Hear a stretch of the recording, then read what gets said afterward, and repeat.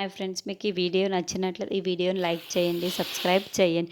భూమి, చెర్రీ ఇద్దరు కూడా మాట్లాడుకుంటూ ఉంటారు. మీ నాన్నకి ఒక కూతురు ఉంది, ఆ కూతురు ఇంకా బతికే ఉంది అని ఎలా తెలిసేలా చేస్తావు అని చరణ్ భూమిని ప్రశ్నిస్తూ ఉంటాడు. ఇలా తెలిసేలా చెయ్యాలో నాకు కూడా తెలుసు అని భూమి ఆల్రెడీ ఏదో ఒక ప్లాన్ని అనుకొని ఉంటుంది.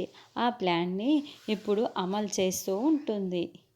నాట్యం చేసేటప్పుడు వేసే డ్రెస్సుని వేసుకొని భూమి శరత్చంద్ర వాళ్ళ ఇంటి ముందు చీకటిలో డ్యాన్స్ చేస్తూ ఉంటుంది.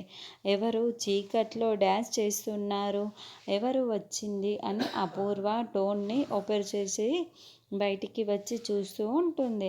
అప్పుడే భూమి నాట్యం చేస్తూ తన పొడవైన జడతో అపూర్వ గొంతుని బిగించేసి లోపలికి లాక్కు వస్తూ ఉంటుంది. తర్వాత అపూర్వని తోసి కిందకి పడేస్తూ ఉంటుంది. అలా కింద పడిపోయిన అపూర్వ ముందే శోభాచంద్ర లాగా భూమి నాట్యం చేస్తున్నట్టు ఉంటుంది. తర్వాత గొంతు కూడా పట్టుకొని నులిమేస్తూ శోభాచంద్ర ఫోటో ముందుకి అపూర్వని భూమి లాక్కొని వెళ్తూ ఉంటుంది. శోభాచంద్ర ఫోటో ముందే అపూర్వ గొంతు నములుతూ అపూర్వ చెంపల్ని భూమి పగలగొడుతూ ఉంటుంది. అలా కాసేపు నాట్యం చేసిన తర్వాత శరత్చంద్ర గదిలో నిద్రపోతూ ఉంటే అక్కడ ఊగే కుర్చీలో కూర్చొని ఊగుతూ ఉంటుంది. శరత్చంద్రకి ఉన్నట్లుండి మెలకు వస్తూ ఉంటుంది.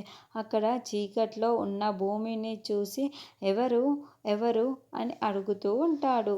నేను శోభాచంద్రని అని భూమి చెప్పగానే శోభ శోభ నువ్వా అని శరత్చంద్ర ఒక్కసారిగా లేచి కూర్చొని ఉంటాడు. శోభ, ఇప్పుడు ఎందుకు వచ్చావు, ఎందుకు నాకు ఇలా కనిపిస్తున్నావు అని శరత్చంద్ర చీకట్లో కూర్చొని భూమి ఊగే కుర్చీలో కూర్చొని మాట్లాడుతున్న భూమిని అడుగుతూ ఉంటాడు. నా కూతురి కోసం వచ్చాను అని భూమి చెప్తూ ఉంటుంది. ఇంకెక్కడుంది, నీతో పాటు ఆ మంటల్లో కాలిపోయింది కదా అని శరత్చంద్ర ఏడుస్తూ చెబుతూ ఉంటాడు. అది అబద్ధం, నా బిడ్డని నేను కాపాడుకున్నాను అని భూమి చెబుతూ ఉంటుంది.